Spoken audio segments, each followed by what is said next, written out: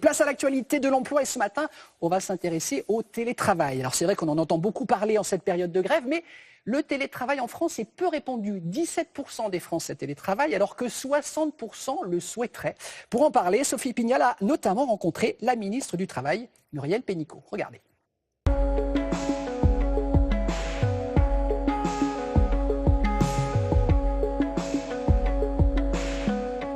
Depuis quelques mois, Karina rejoint cet espace de coworking situé dans les Yvelines en pleine campagne 2 fois par semaine pour télétravailler.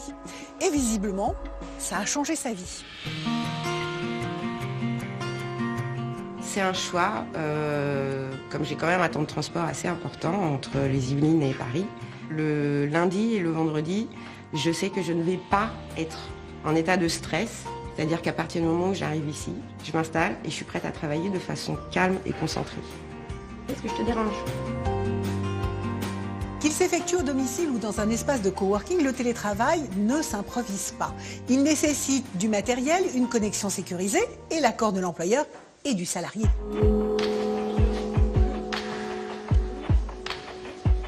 Le droit nouveau depuis le 1er janvier, c'est que si un salarié et qu'il n'y a pas d'accord d'entreprise veut travailler en télétravail, il peut le demander à l'entreprise. Il faut que ce soit l'entreprise qui explique pourquoi elle ne peut pas le faire. Si le travail à domicile séduit certains, d'autres préfèrent les espaces de coworking. Je pense qu'au domicile, on peut très facilement se laisser distraire, alors qu'ici, en fait, je me retrouve un peu dans le milieu professionnel, mais pas dans mon bureau. Je suis vraiment dans un autre lieu avec d'autres personnes, et la qualité de travail, en fait, est beaucoup plus, pour moi, efficiente, en fait, que d'être à la maison. Je crois qu'on confond télétravail et travail à domicile.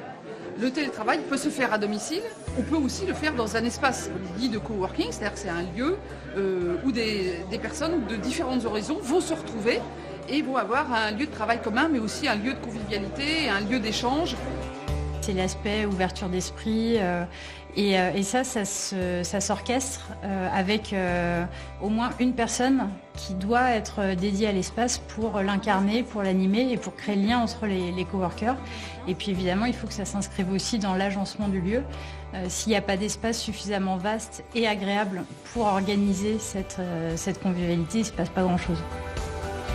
Il y a beaucoup d'entreprises qui se disent « Oh là là, mais si quelqu'un travaille en télétravail, est-ce qu'il va travailler réellement? Comment on va contrôler? On l'aura plus sous la main. » Alors ce qui est très intéressant, c'est de voir que les entreprises qui l'ont testé, au contraire, découvrent qu'il y a plus de motivation, qu'elles peuvent attirer des compétences nouvelles qui sont en zone rurale et qu'il y a plus de productivité. La région Île-de-France a répertorié 620 lieux dans lesquels il est possible de télétravailler. Alors si vous voulez connaître celui qui se trouve à proximité de votre domicile, connectez-vous. Merci beaucoup.